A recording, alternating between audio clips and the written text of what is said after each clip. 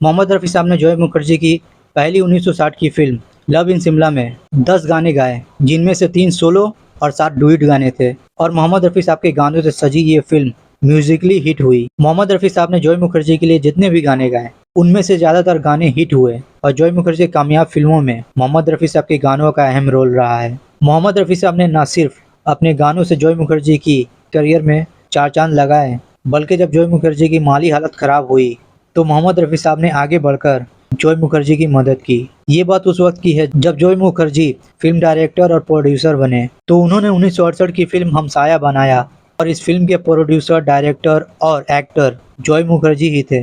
तो इन्होंने अपनी सारी पूंजी इस फिल्म में लगा दी। इस फिल्म में 7 गाने हैं। इस फिल्म के म्यूजिक डायरेक्टर ओपी नैयर हैं। आशा भोसले ने इस फिल्म में 6 गाने गाए हैं, जिनमें से 4 सोलो सॉन्ग हैं और एक डुएट सॉन्ग महेंद्र कपूर के साथ है। मोहम्मद रफ़ी साहब ने इस फिल्म में सिर्फ 2 ही गाने गाए हैं, एक सोलो सॉन्ग है और दूसरा डुएट आशा भोसले के साथ। मोहम्मद रफ़ी साहब का इस फिल्म का सोलो सॉन्ग दिल की आवाज़ भी सुन मेरे फसाने पे ना जा बहुत हिट हुआ।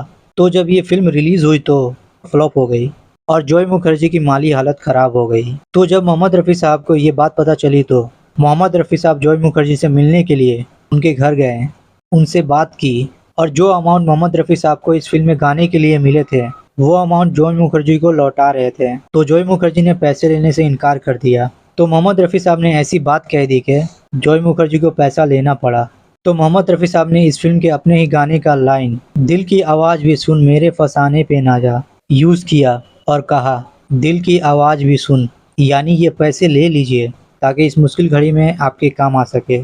तो ये बात सुनकर जॉय मुखर्जी ने पैसा ले लिया और जब जॉय मुखर्जी की माली हालत ठीक हुई तो जॉय मुखर्जी ने मोहम्मद रफ़ी साहब के पैसे लौटाए, मगर मोहम्मद रफ़ी साहब वो पैसे वापस नहीं ले रहे थे। तो जॉय मुखर्जी ने कहा दिल की आवाज़ भी सुन, यानी आपने मेरे बुरे वक्त में मदद की, मैं आपका शुक्रगुजार हूँ। अब मेरी माली हालत ठीक है, आप ये पैसे ले लीजिए। तो मोहम्मद रफ़ी साहब इनकार ना कर सके और वो पैसा ले लिया और उस पैसे से दूसरे की मदद कर दी।